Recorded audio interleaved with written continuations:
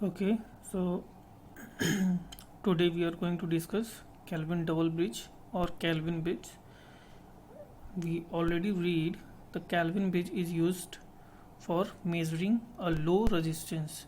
Low resistance means a resistance which have a resistor which have resistance less than 1 ohm. Okay, we already discussed a Wheatstone bridge. So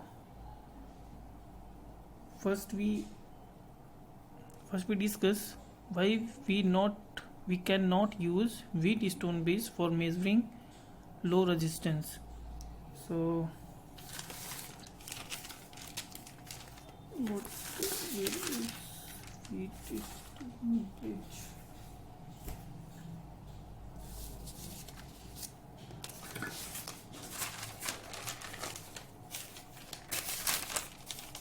Okay, this Wheatstone bridge we discussed in the last class. So देखो, Wheatstone bridge हमने last class में discuss किया था. यहाँ पर हमने क्या किया था, ये देखिए रेजिस्टेंस कनेक्ट किए हैं आपस में, वायर्स आपस में कनेक्ट की हुई हैं, पी क्यू आर एस.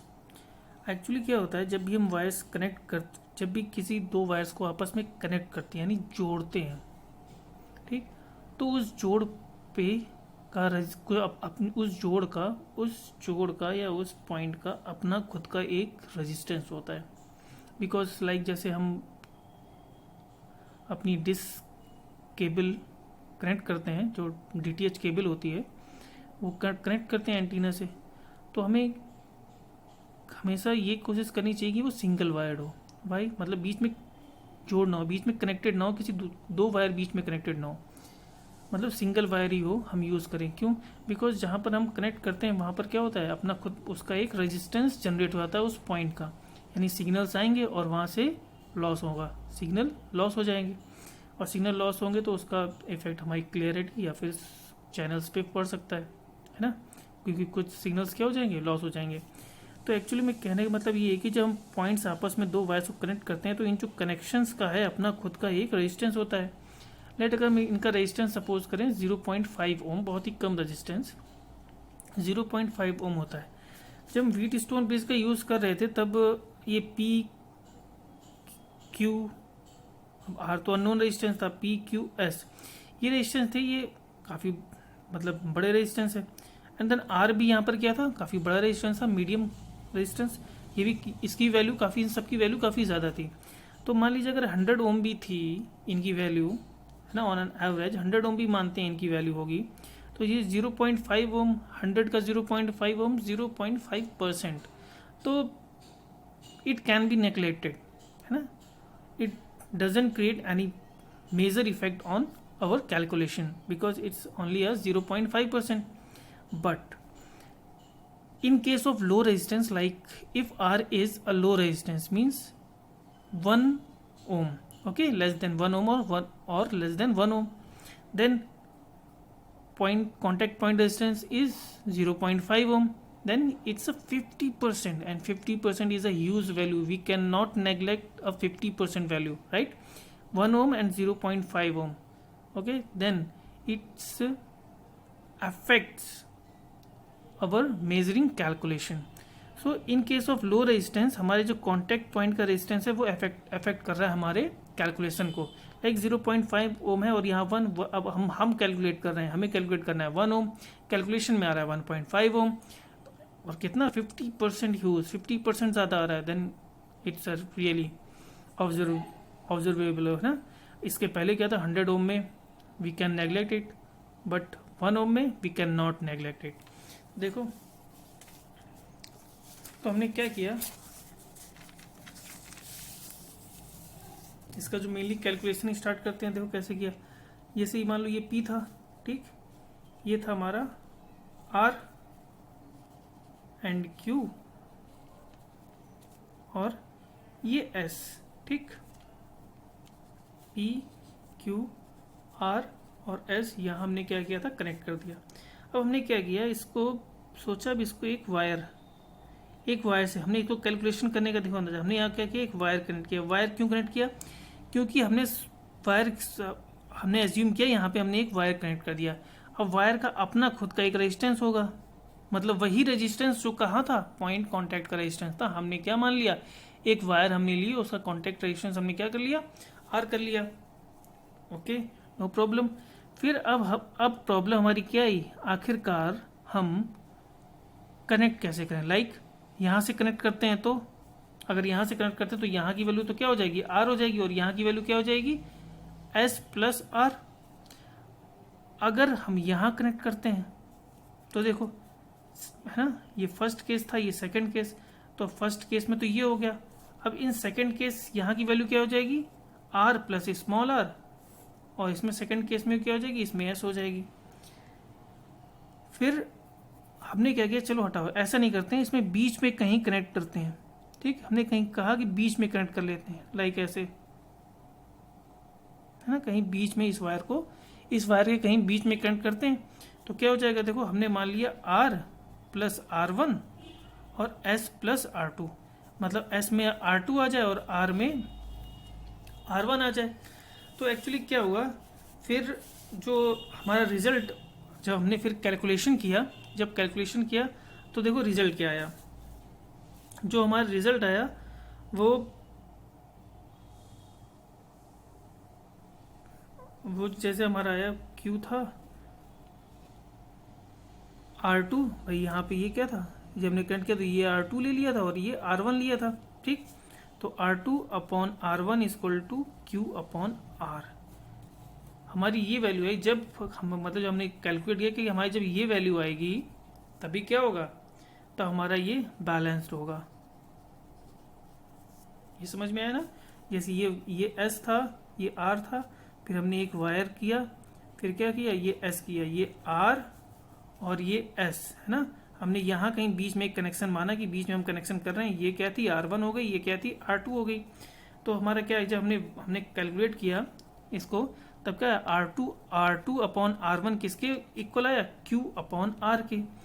मतलब अगर ये कंडीशन हमारी होगी, जो ये रेजिस्टेंस है, अगर वो डिवाइडेड होगा किसमें, क्यू अपॉन आर के रेशियो में, क्यू बाई आर के रेशियो में, तभी क्या होगा, हमारा ब्रिज बैलेंस होगा। लेकिन अब हमें कैसे पता कि जो ये हम, भाई ये तो एक पॉइंट रेजिस्टेंस है ना, कॉन्टैक्ट रेजिस्टेंस है, तो कॉन्टैक्ट रेजिस्टेंस को हम कैसे डिवाइड कर सकते हैं, हमारे लिए टिपिकल है ना। ये तो हमने सिर्फ एक थ्योरी कर ली कि थ्री लेट्स सपोज हमने एक वायर मान ली जिसका आर वैल्यू था, फिर कहाँ कनेक्ट करें, मतलब इस कॉन्टैक्ट रेजिस्टेंस को हम किस रेशियो में डिवाइड कर दें, है ना, किस रेशियो में डिवाइड कर दें दोनों में, कि हमारा सर्किट बैलेंस हो जाए। तो हमने एक ही थ्योरी अपने हिसाब से कैलकुलेशन से निकाली, लेकिन अब हमें इसको क्या करना था, प्रैक्टिकली अप्लाई करना था। तो अब देखो हमने क्या किया, हमने डिज़ाइन किया केल्विन डबल ब्रिज। देखो क्या किया, ये Q है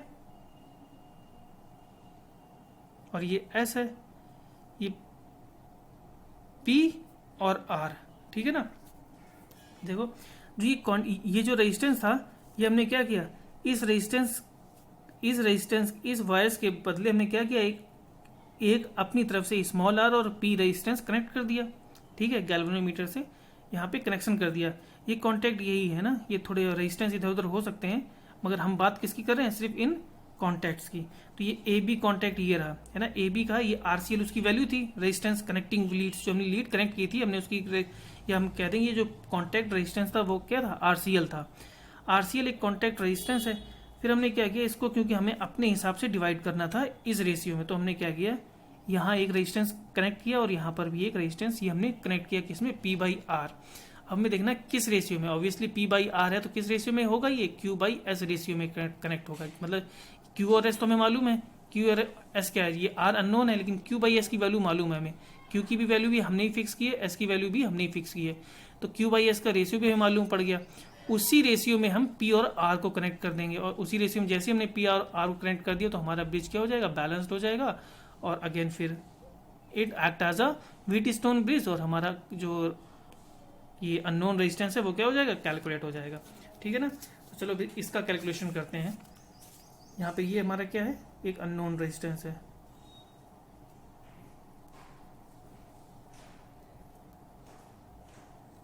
ठीक है, ये हमारा क्या है, एक अननोन रेजिस्टेंस है।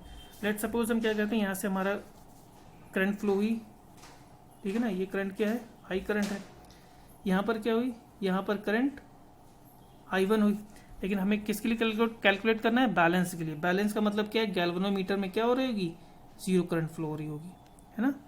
जो करंट क्या होगी, जीरो होगी गैल्वेनोमीटर में। जब गैल्वेनोमीटर में करंट जीरो होगी तभी तो हमारा सर्किट क्या होगा, बैलेंस्ड होगा। तो हम क्या करें, बैलेंस्ड के लिए कंडीशंस कैलकुलेट कर रहे हैं। यहाँ से हमारी जब I1 फ्लो हुई तो यहाँ तो करंट जीरो है, तो क्या होगी, इस S वाले में भी I1 ही करंट फ्लो होगी। अब यहाँ से ये I करंट, ठीक है ना, ये I करंट है, कैपिटल I कर लो इसे, ठीक है ना, ये कैपिटल I करंट है। कैपिटल I करंट यहाँ से आई थी, यहाँ से I1 हो गई और यहाँ से क्या हो गई, I2 हो गई। अब I2 होने के बाद यहाँ P में भी क्या आएगी, I2 आएगी, लेकिन यहाँ पे देखो P2 में तो I2 आएगी, लेकिन यहाँ पे क्या हो जाएगी, यहाँ डिवाइड हो जाएगी करंट। यहाँ पे लेट सपोज ये I हो गई और यहाँ पे क्या हो गई, I3 हो गई। देन अब ये I आएगी, स्मॉल i आएगी, लेकिन क्योंकि यहाँ तो जीरो करंट है तो यहाँ से कोई इफेक्टेड नहीं होगा, I आएगी और यहाँ पर भी I ही रहेगी। अगेन ये I3 प्लस I मिलके क्या हो जाएगी, I2 हो जाएगी। तो मतलब यहाँ पे भी क्या, I2 फ्लो हो रही होगी, राइट। तो ये हमारा करंट का डिस्ट्रीब्यूशन हो गया। तो अब हम अपना कैलकुलेशन स्टार्ट करते हैं।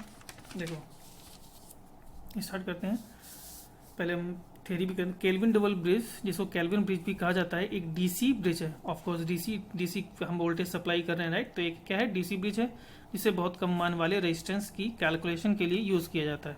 Okay, then low resistance measurement में ए व बी के बीच में क्या करते हैं हम, connecting Leeds.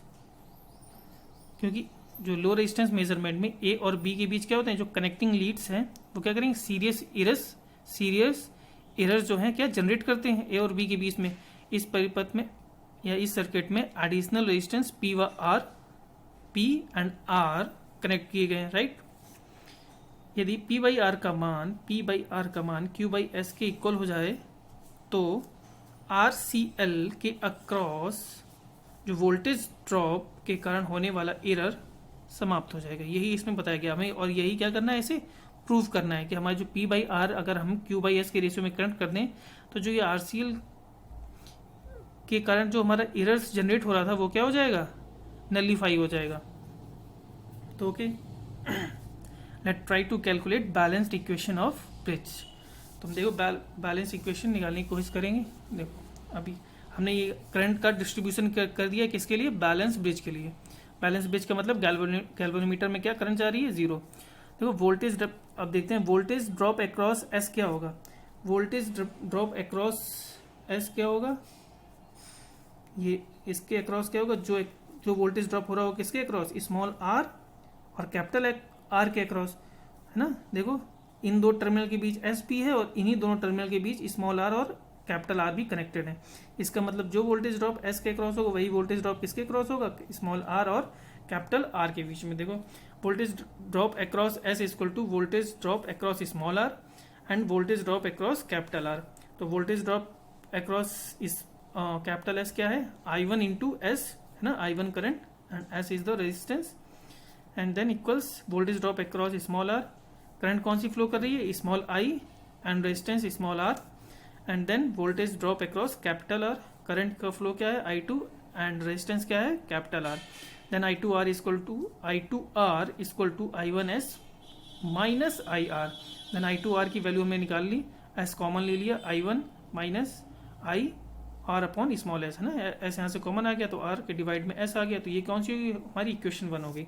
Similarly voltage drop across Q, voltage drop across Q क्या होगा, देखो इन दो टर्मिनल के बीच जो वोल्टेज ड्रॉप होगा वही तो P और स्मॉल p के बीच में भी वही वोल्टेज ड्रॉप होगा, क्योंकि दो टर्मिनल के अक्रॉस वोल्टेज तो हमेशा सेम ही रहेगा। तो जो Q के अक्रॉस होगा वही क्या होगा, कैपिटल P और स्मॉल p के अक्रॉस। देखो वोल्टेज ड्रॉप अक्रॉस Q, हम यहाँ पे KVL निकाल के भी इक्वेशन निकाल सकते हैं ना, KVL किरचॉफ वोल्टेज लॉ भी लगा देंगे तो हमारा यही इक्वेशन आएगी, राइट। तो हम सिंपल वे में इसको सॉल्व कर रहे हैं। I1Q हो गया, I1Q equals voltage drop across small p क्या है, I1 इंटू पी, है ना, I इंटू पी, सॉरी, है ना, I into P small I into small p, and voltage across capital P equal to I2 into P. Then I1Q equal to I1P, okay. I2P हमने I2P equal to निकाल तो I1Q minus IP, then I2P equal to हमने Q common ले लिया, I1 minus I small p upon Q। तो देखो दो equation हमारी आ गई, तो हमने क्या किया, इक्वेशन 2 को इक्वेशन 1 से डिवाइड कर दिया। तो देखो क्या आ गया, R इक्वेशन 2 को देखो इक्वेशन 2 को इक्वेशन 1 से डिवाइड करना चाहिए था, तो P अपॉन आना चाहिए। तो चलो ठीक है, ऐसा कर लेते हैं। इक्वेशन 1 को क्या किया हमने, इक्वेशन 2 से डिवाइड कर दिया। ठीक, इक्वेशन 1 को इक्वेशन 2 से डिवाइड कर दिया, तो क्या है ये R अपॉन P, I2 तो कैंसिल हो जाएगा, दोनों में I2 है, तो R upon P equals S I1 minus I R upon S upon Q I1 minus I P upon Q। तो फाइनली हमारी ये इक्वेशन आई है ना, फाइनली ये इक्वेशन आ गई। अब हमें क्या करना है देखो, लेकिन हमें क्या बैलेंस इक्वेशन हमारी क्या आई थी, जो हमारी बैलेंस्ड इक्वेशन आई थी वो देखो क्या आई थी, P upon R equal to Q upon S। हमें यही निकालनी है बैलेंस, व्हीट स्टोन की थी ना, P upon R equal to Q upon S। अब क्योंकि उन पॉइंट कॉन्टेक्ट्स में एरर आ रहा था, इसकी वजह से हमारी क्या इक्वेशन आ गई, ये इक्वेशन आई है। एक्चुअल में इक्वेशन क्या नहीं चाहिए, P by R equal to Q by S, लेकिन आज क्या रही है, इसको अगर कर दें P by R equal to S upon Q, और ये जो फैक्टर है वो एक्स्ट्रा आ रहा है हमारे पास, ये जो ब्रैकेट में लिखा हुआ है ये फैक्टर हमारे पास क्या है, एक्स्ट्रा है। तो अगर हमें इसे हटाना है तो क्या करना पड़ेगा, देखो हमने क्या किया, if R by S equal to P upon Q, देखो बाकी सब तो सेम है, अगर जो ये वाला जो पार्ट है R बाई S और P बाई Q, ये दोनों इक्वल हो जाएं, ठीक है। लेट सपोज इसकी वैल्यू भी K हो जाए और इसकी वैल्यू भी K हो जाए, तो ये तब क्या हो जाए, देखो I1 minus IK, I1 minus IK दोनों कैंसिल आउट हो जाएंगे। तो हमने यही किया, R by S equal to small r by capital S equal to small p upon capital Q। तो इसको क्या कर लिख सकते हैं, Q by S equal to P by R। क्या हुआ देखो, Q by S equal to P by R, मतलब देखो Q by S equal to P by R, मतलब Q बाई S, P और R को किस रेशियो में हम अगर लगा दें, Q और S के रेशियो में अगर हम कनेक्ट कर दें, तो देखो हमारी इक्वेशन क्या आ जाएगी, R upon P equal to S by Q, या फिर P by R equal to Q by S। यही तो हमें फाइनली हमें कैलकुलेट करनी थी, यही तो हमारा टारगेट था। ये हमारी कौन सी एरर फ्री इक्वेशन आ गई, इनबैलेंस्ड इक्वेशन।